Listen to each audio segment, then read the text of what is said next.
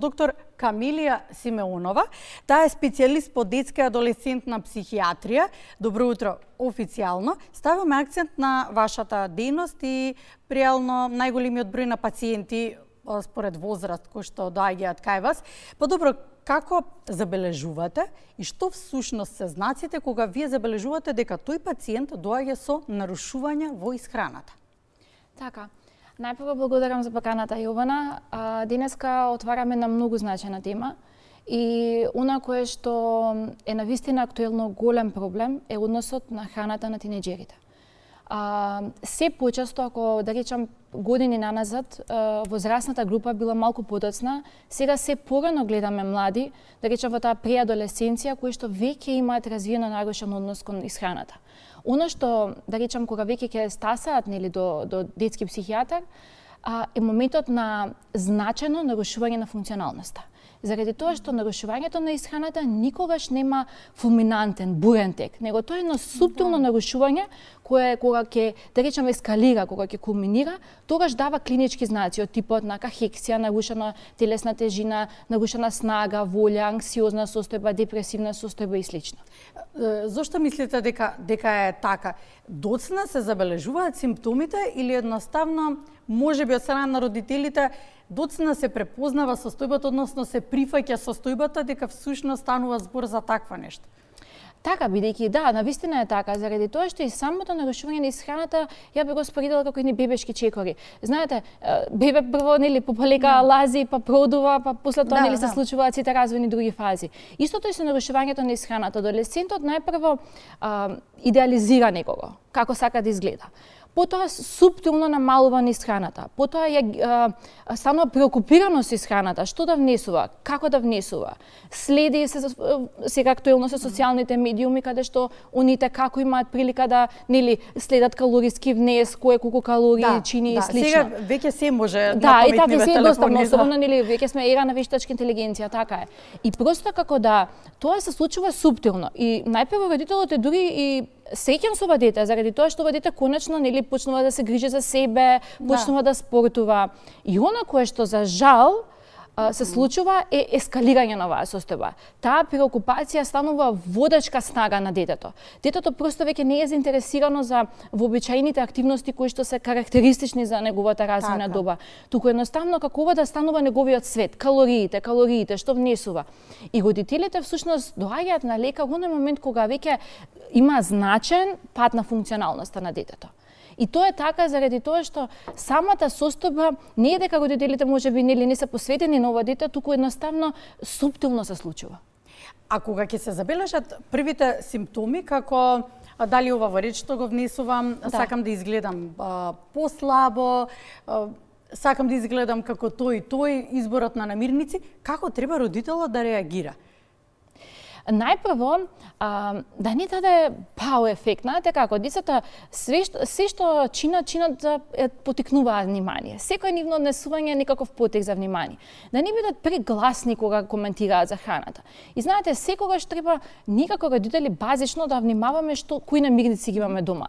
Бидејќи најголем ризик имаат оние деца кои што во раната, да речам, животна доба имаат поголема телесна тежина, па често пати се шега на врсниците и тие се многу ризични. Исто така ризични се оние деца кои што, да речем, имаат еден перфекционистички образец на функционирање, у смисла што сакаат да бидат 5:0, да учат, да постигнуваат најмногу. Перфекционизмот е поприлична карактеристика на овие расстройства, бидејќи стремиме кон нешто кое што е идеално, некоја слика. Ние не стремиме кон функционална, здрава личност, туку тежнееме кон една слика која што ние си имаме визуализирано. Зошто сметате дека е најкритичен периодот на адолесценција? Адолесценцијата, па да, и тоа го вели статистиката, дека и најголем дел на нарушувањата започнуваат тука. Заради тоа што за прв пат детето од една состојба на детство преминува во возрастна индивидуа. И тоа е таа развојна криза. Како јас ќе се прифатам себе си со тие секундарни облини.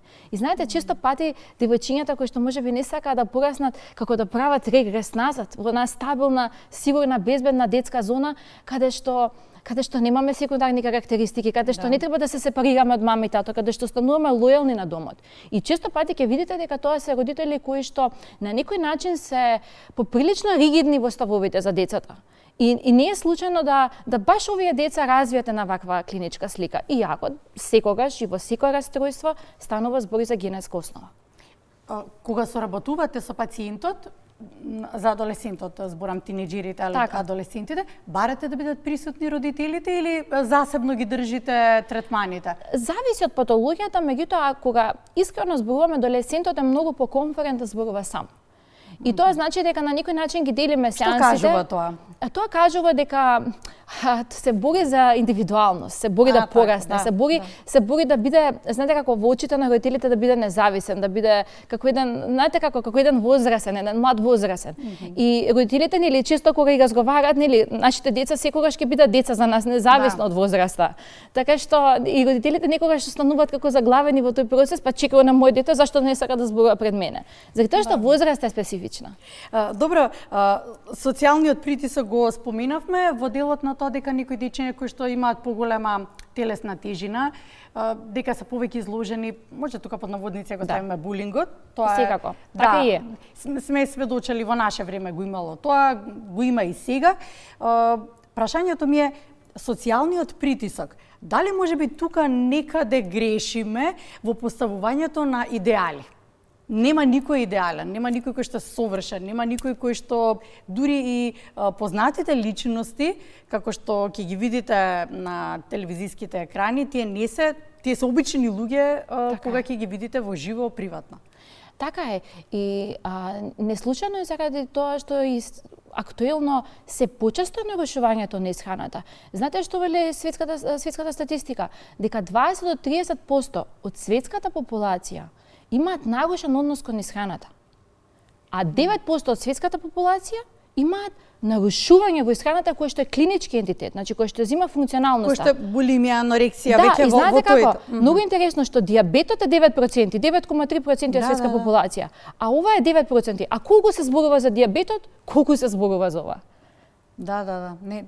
И тоа е логично, заради тоа што знаете како кога ќе кажете дека имате дијабет, луѓето ве сожалуваат, леле, сега ти се случи ова, баш ми е жал за тебе. Ако кажете дека патите од некоја ментална болест, луѓето имаат еден момент како, значи ова не е здрава личност. И знаете, така, стигмата е таа која што ги прави работите. А социјалните медиуми се дефинитивно број еден причина зашто младите се толку преокупирани со физичкиот изглед и доживувањето на идеалите. Неверојатно е каков притисок всушност општеството и социјалниот притисок што се може да направи од повеќе аспекти. Тогаш кој е соодветниот пристап? Како треба да се однесуваме? Родителите, ќе го споменеме целокупното општество, на училиштето, од друга страна, и тоа е нешто што треба да го забележат и соучениците, наставниците, професорите, сите оние кои што се вклучени во процесот. Така и неопходна е психоедукација и подигање на свеста, значи подигање на свеста кај младите. А тоа можеме нели да го направиме ние возрастните со зборување. Јас пак ќе кажам, за дијабетот сме толку запознаени, а ништо помалку не е застапено метаболното нарушување, односно нарушувањата кои што се директно причинети од тоа нарушување на менталното здравје кај младите.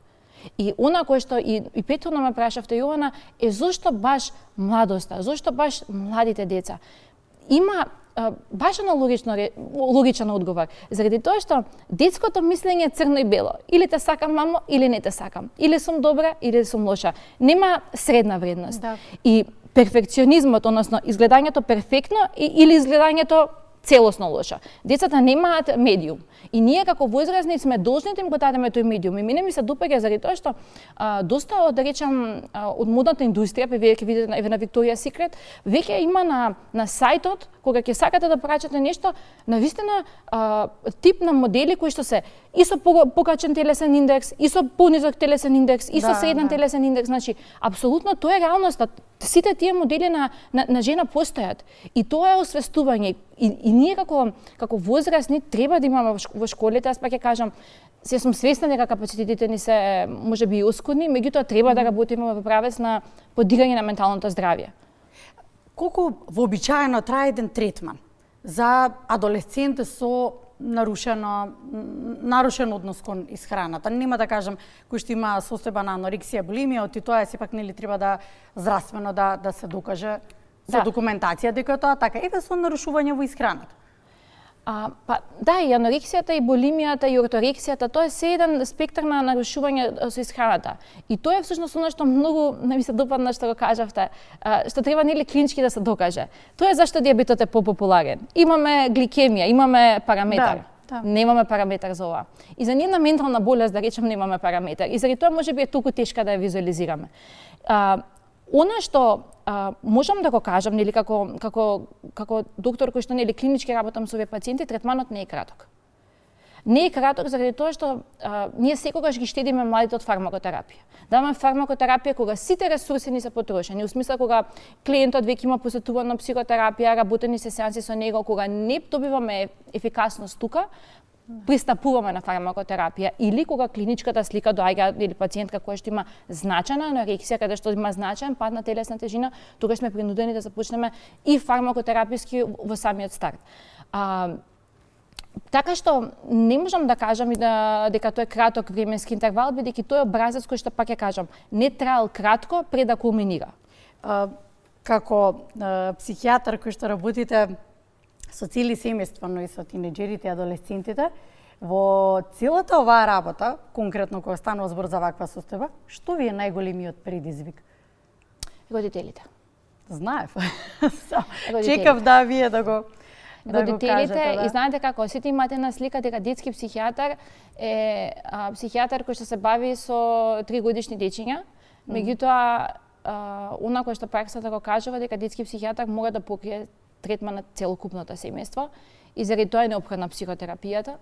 И родителите, знаете како, и јас сум родител и апсолутно се согласувам дека родителството е најчувствителната, највулнерабилната категорија и дека многу е тешко кога се освестуваме дека некаде постои нели некаква грешка. И јас секогаш ги охрабрувам родителите, сите правиме грешки. И човечки да правиме грешки, меѓутоа кога ќе се затекнеме дека нашето дете јавува дисфункција, треба да се запрашаме со родителството. Можеби има нешто таму, можеби да, навистина нема. Родителството се учи? Се учи. Тоа е доживотен процес. И знаете како и децата не учат да бидеме родители. И ние учиме од нив. И тоа е взаемен процес. Дали можеме ние како општество да изградиме една култура на општо прифаќање и на разбирање и отвореност? Јас верувам и сум била едукатор на професори во основни училишта. И јас стварно сум забележала дека професорите се гладни да слушнат. И не е дека нашето општество не сака да слушне, туку дали има достапно што да слушне. И ја храбрувам, мислам, оно кој што можеби е моја идеологија и ги охрабрувам моите колеги е дека ние сме должни да зборуваме. Ние сме должни да го покренеме менталното здравје, бидејќи логично е во ниско развиени земји каде што нели луѓето се борат со глад, да многу и не се замараат со емоциите. Меѓутоа емоциите се тие кои што се двигател на нашиот живот. Ние сме социјални битија. И како менталното здравје е јако врежано е во нашите тела. Се надеваме на успех, се разбира, по цела оваа процедура и на едно поубаво општество поради тоа што нашите деца растат во општество, нивните деца, здравје Боже, треба да растат и треба да напредуваме во тој дел. Благодарам докторка Милија Симеонова, благодарам за гостувањето денес. Благодарам за поканата, Јована.